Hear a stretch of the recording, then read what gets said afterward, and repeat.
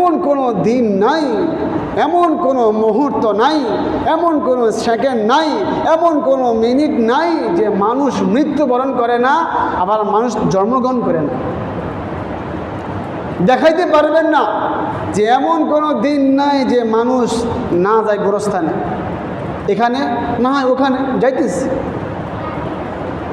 এমন কোনো হাসপাতাল নাই, দুই একটাও হতে পারে,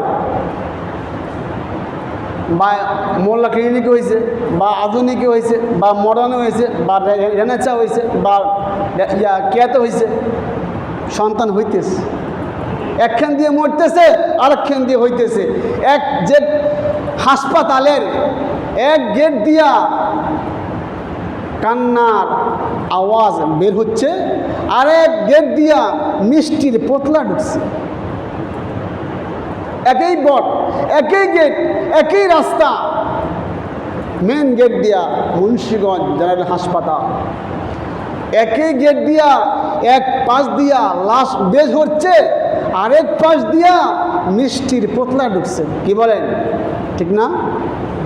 এক পাশ দিয়া কানতে কানতে বের হচ্ছে, আর এক পাশ দিয়া হাসতে হাসতে মিষ্টির পোতলা লইয়া ঢুকতেছে। আমার নাতি হয়েছে, আমার সন্তান হয়েছে, আমি বাবা হইলাম। হাসপাতাল, গোরস্থানে যাবেন, গোরস্থানে যাবেন, একটু ঘুরে আসবেন, তাহলে দিলটা নরম হবে।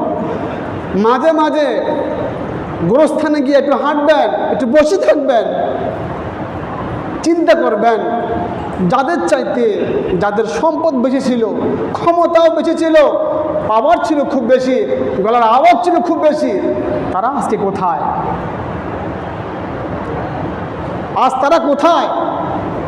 যারা ক্ষমতা দেখাইছিল, যারা সম্পদ দেখাইছিল, যারা মানুষকে মানুষে মনে করে নাই, এরা আজকে কোথায়? আমিও একদিন চলে যাব।